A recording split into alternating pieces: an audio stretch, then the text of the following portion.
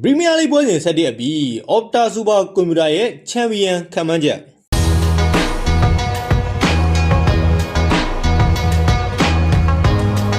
်အားလုံးပဲမင်္ဂလာပါစိုးသား99 Pro Watch Channel နေပြီးတော့ညီကိုတွေကိုနှွေးထွေးစွာကြိုဆိုလိုက်ပါတယ်ကျွန်တော်တို့ဒီတစ်ပတ် International Break မတိုင်ခင်မှာရှင်ပြိုင်ကစားခဲ့တဲ့ Premier League ပွဲစဉ်ဆက်မှာတော့ထိပ်ဆုံးက Arsenal ကဆာလာလတ်နဲ့တည်ကြခဲ့ပြီးတော့အမှတ်ရောခဲ့ပြီမဲ့လို့ Man City အသင်းကတော့လက်ပေါင်းကို 3-0 ဆိုတဲ့ result နဲ့အနိုင်ရရှိခဲ့တာဖြစ်ပါတယ်United နဲ့ Spurs တို့ကလည်း 2-2 တည်ကြခဲ့ပြီးတော့ Chelsea ကလည်းပဲ 3-0 ဆိုတဲ့ result နဲ့အနိုင်ရရှိခဲ့ပါတယ်ဆိုတော့ဒီဘက်ပွဲစဉ်ဆက်အပြီးမှာအပြောင်းလဲတွေအများကြီးဖြစ်ခဲ့ပြီးတော့နာမည်ကြီး Opta Super ကွန်ပျူတာကလည်းဒီနေ့ချန်ပီယံဖြစ်နိုင်ခြေရှိတဲ့အသင်းတွေကိုခံမှန်းတွက်ချက်မှုတွေထွက်ပေါ်လာခဲ့ပါတယ်ဆိုတော့ Super ကွန်ပျူတာအနေနဲ့ကတော့ကျွန်တော်1 to 10ထိအစဉ်လိုက်ခံမှန်းပေးသွားခဲ့တာပါဆိုတော့ကျွန်တော်တို့အားလုံးတစ်ချက်ကြည့်လိုက်ကြရအောင် Okay နံပါတ်10နေရာမှာရှိနေကြတာကတော့ Tottenham Hotspur ပဲဖြစ်ပါတယ်လက်ရှိအမှတ်ပေးစရာရဲ့အဆင့်9နေရာမှာရှိနေကြတဲ့စပါးကိုရာသီကုန်မှာအဆင့်30နဲ့ရာသီသိမ်းသွားမယ်လို့စူပါကွန်ပျူတာကခံမှန်းလိုက်တာပါအဲ့တော့ပြီးခဲ့တဲ့ရာသီကစပါးအနေနဲ့အဆင့်19နဲ့ရာသီသိမ်းခဲ့တာဖြစ်ပြီးတော့ယူရိုပါလိချန်ပီယံဖြစ်ခဲ့လို့သာချန်ပီယံလိဝင်ကိုလည်းရရှိခဲ့တာဖြစ်ပါတယ်ဒီရာသီမှာအင်ကွန်းရလက်တွေသိအားရစရာမကောင်းတဲ့အတွက်ရာသီကုန်မှာခံမှန်းရမှ55မိနစ်အတူကျွန်တော်အဆင့်30နေရာကနေရာသီသိမ်းနိုင်ဖို့9.88 ရာခိုင်နှုန်းရှိတယ်လို့စူပါကွန်ပျူတာကနေပြီးတော့ခံမှန်းသွားခဲ့တာပါနံပါတ်9နေရာမှာရှိနေတဲ့အသင်းကတော့ Brighton အသင်းပဲဖြစ်ပါတယ်ကျွန်တော်လက်ရှိအမှတ်ပေးစရာရဲ့အဆင့်17မှာရှိနေကြတဲ့ Brighton ကိုရာသီကုန်မှာအဆင့်9နဲ့ရာသီသိမ်းသွားမယ်လို့စူပါကွန်ပျူတာကခံမှန်းလိုက်ပါတယ်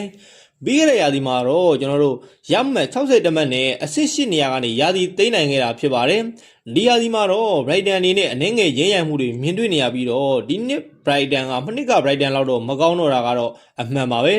Brighton အနေနဲ့ကျွန်တော်တို့ရမှတ်56မှတ်နဲ့အတူအဆင့်9နေရာကနေရာသီသိမ်းမှုရ 10.9 ရာခိုင်နှုန်းရှိတယ်လို့စူပါကွန်ပျူတာကနေပြီးတော့ခံမှန်းထားခဲ့တာဖြစ်ပါတယ်နံပါတ်10နေရာမှာရှိနေကြတာကတော့ Manchester United ပဲဖြစ်ပါတယ်လက်ရှိအမှတ်ပေးစရာရဲ့အဆင့်9နေရာမှာရှိနေတဲ့ United တို့ကရာသီကုန်မှာအဆင့်8နဲ့ရာသီသိမ်းသွားမယ်လို့စူပါကွန်ပျူတာကခံမှန်းလိုက်တာဖြစ်ပါတယ်ပြီးခဲ့တဲ့ရာသီက United တို့အနေနဲ့အဆင့်15နဲ့ပဲရမှတ်42မှတ်နဲ့ရာသီသိမ်းနိုင်ခဲ့တာဖြစ်ပါတယ်နောက်ဆုံး9ပွဲဆက်ရက်လက်ကောင်းထားတဲ့ United ကိုအဆင့်8နဲ့ရာသီသိမ်းမယ်လို့ခံမှန်းလိုက်တာကတော့အတော်လေးတော့ခံရခက်ပါတယ် United တို့အနေနဲ့ကတော့ကျွန်တော်ရမှတ်56မှတ်နဲ့အဆင့်8နေရာကနေပြီးတော့ရာသီသိမ်းမှုရ 17.55 ရာခိုင်နှုန်းရှိတယ်လို့စူပါကွန်ပျူတာကခံမှန်းထားတာဖြစ်ပါတယ်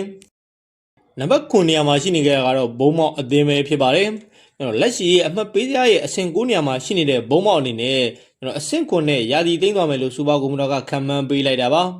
ပြီးခဲ့တဲ့ရာသီမှာ56မှတ်ရရှိပြီးတော့အဆင့်9နဲ့ရာသီသိမ်းခဲ့ပေမဲ့လို့ကျွန်တော်ဒီနှစ်မှာတော့အဆင့်9နဲ့ရာသီသိမ်းမယ်လို့စူပါကွန်ပျူတာကခံမှန်းပေးထားပါတယ်ဒီနောက်ပိုင်းရုံးကန်လာရတဲ့ဘုံမောက်အနေနဲ့ကျွန်တော်ရာသီကုန်မှာရမှတ်58မှတ်နဲ့ရာသီသိမ်းနိုင်မှုရ 73.35 ရာခိုင်နှုန်းရှိတယ်လို့စူပါကွန်ပျူတာကခံမှန်းလိုက်တာပါကျွန်တော်တို့ယူရိုပါလိပြိုင်ပွဲအတွက်ဝင်ဝင်ကတော့ကျွန်တော်တို့ခရစ္စတယ်ပဲလီနဲ့အက်စတွန်ဗီလာတို့ကိုစူပါကွန်ပျူတာကရွေးချယ်သွားခဲ့ပါတယ်ဒီနှစ်သင်းအနေနဲ့ဥရောပဝင်ဝင်အတွက်ရှင်ပြိုင်ရမှာဖြစ်ပြီးတော့ကျွန်တော်တို့ပဲလီအသင်းအနေနဲ့ကတော့ရမှတ်59မှတ်နဲ့အဆင့်6နေရာကနေရာသီသိမ်းနိုင်မှု 22.36 ရာခိုင်နှုန်းရှိပြီးတော့ကျွန်တော်အက်စတွန်ဗီလာအနေနဲ့ကတော့ရမှတ်60နဲ့အဆင့်9နေရာကနေရာသီသိမ်းမှုရ 23.88 ရာခိုင်နှုန်းရှိတယ်လို့စူပါကွန်ပျူတာကခံမှန်းထားပါတယ်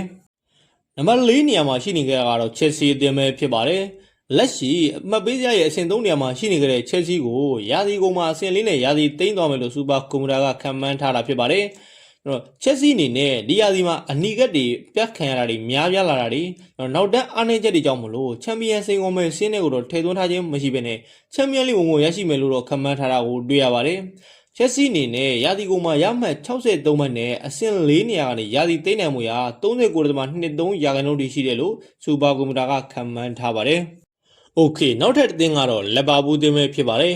်ပြီးခဲ့တဲ့နှစ်ကချန်ပီယံအနေနဲ့ကျွန်တော်ဒီနှစ်မှာရှိုးမွဲတွေဇက်တိုက်ကြုံပြီးတော့ကျွန်တော်ခေါ်ရတဲ့ကစားသမားတွေဆိုရင်လည်းအသားမကျတာတွေခြေစောမပြနိုင်မှုတွေနဲ့အတူချန်ပီယံစိန်ကုန်မှုမှာရာခိုင်နှုန်းအဖြစ်လည်းတော်တော်လေးကိုနှဲပါသွားခဲ့ပြီလို့ပြောလို့ရမှာဖြစ်ပါတယ်ပြီးခဲ့တဲ့ပွဲစဉ်7မှာမန်စီးတီးကိုရှုံးနေပြီးတော့ထိပ်ဆုံးကအာဆင်နယ်နဲ့လည်းကျွန်တော်အမှတ်ကွာဟမှုကတော်တော်လေးများပြားသွားခဲ့ပြီလို့ပြောရမှာပါဆိုတော့ဒီရာသီလီဗာပူးအနေနဲ့ချန်ပီယံဆုရဖို့မဖြစ်နိုင်တဲ့လောက်ရှိနေပြီးတော့ရာခိုင်နှုန်းအပြင်တော့ 8.89 ရာခိုင်နှုန်းသာရှိတယ်လို့စူပါကွန်ပျူတာကခံမှန်းလိုက်တာဖြစ်ပါတယ်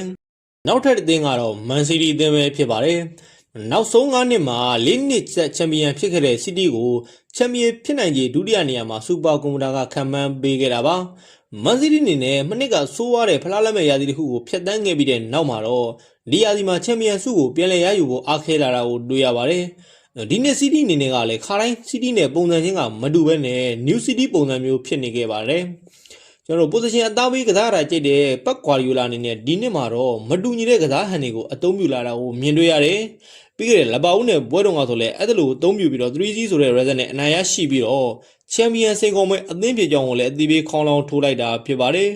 ဆိုတော့ Opera ရဲ့ Super Commander အနေနဲ့ကလည်းရာသီကုန်မှာ Man City အနေနဲ့ချန်ပီယံဖြစ်ဖို့ရာဂိုင်နှုန်းအပြင် 19.43 အထိရှိထားပြီးတော့ဒုတိယနေရာကနေ City ကိုထားထားတာဖြစ်ပါတယ်ချန်ပီယံဖြစ်နိုင်ခြေအရှိဆုံးအသင်းကတော့အားလုံးသိကြတဲ့ Arsenal အသင်းပဲဖြစ်ပါတယ်အာဆင်နယ်နေကတော့ဒီတစ်ပတ်ပွဲစဉ်7မတိုင်ခင်တုန်းကကျွန်တော်တို့ချန်ပီယံဆုရဖို့ရာ80ရာခိုင်နှုန်းကျော်ကျော်ထိရှိခဲ့တာဖြစ်ပါတယ်ဒါပေမဲ့လည်းဒီပတ်ကျွန်တော်တို့ City နဲ့လီဗာပူးတို့ထိတိုက်တွေ့ဆုံတဲ့အချိန်မှာအခွင့်ကောင်းမယူနိုင်ခဲ့ဘဲနဲ့ကျွန်တော်တို့ဆန်ဒါလန်နဲ့တွေ့မှာတည်ကြခဲ့တဲ့အတွက်ရမှတ်2မှတ်ဆုံးရှုံးခဲ့ပြီးတော့ရာခိုင်နှုန်းလည်းအနည်းငယ်ပြန်လည်ကျဆင်းခဲ့တာဖြစ်ပါတယ်ဒီယာစီအာဆင်နယ်ရဲ့အဓိကအားသာချက်ကတော့လေတိုးမပေါက်တဲ့ခံစစ်ဖြစ်ပြီးတော့ဒီချက်ကလည်းအာဆင်နယ်တို့ကိုချန်ပီယံဖြစ်စေနိုင်တဲ့အားသာချက်တစ်ခုလို့ပြောလို့ရပါတယ်နောက်ထပ်အားသာချက်ကတော့ကျွန်တော်ဆက်ပီတွေကနေအာဆင်နယ်အနေနဲ့ဂိုးတွေသွင်းထားနိုင်တဲ့အချက်ပါဒီယာစီအာဆင်နယ်ရဲ့ဂိုးများစုကလည်းဆက်ပီတွေကနေရရှိခဲ့တာတွေပဲဖြစ်ပါတယ်လူစင်းကလည်းကျွန်တော်အာဆင်နယ်အသင်းကိုကြည့်မယ်ဆိုရင်2သင်းသာနေပါရှိတဲ့အတွက်ဒန်ယာကင်းစင်နေရင်ဒီနေ့ချန်ပီယံဆုကိုရရှိဖို့ရာခိုင်နှုန်းကအရင်များပါတယ်လက်ရှိအခြေအနေကတော့ချန်ပီယံဖြစ်ဖို့ရာ65.49ရာခိုင်နှုန်းအထိကို Opera Super Commander ကနေခံမှန်းပေးထားတာပါဆိုတော့ Opera Super Commander ရဲ့ခံမှန်းချက်အရ Arsenal ကချန်ပီယံ Man City ကအဆင့်1လီဗာပူးကအဆင့်3 Chelsea ကအဆင့်4နဲ့ရပ်တည်နေတာဖြစ်ပါတယ်ဆိုတော့ညီကိုတွေရောဘယ်လိုမြင်ကြလဲခံမှန်းချက်ကိုသဘောကျကြလားညီကိုတွေရဲ့အမြင်မှာရောဘယ်အသင်းကချန်ပီယံဖြစ်သွားနိုင်လဲကျွန်တော်ဝင်ရောက်ဆွေးနွေးပေးကြပါဦးအားလုံးကိုကျေးဇူးတင်ပါတယ်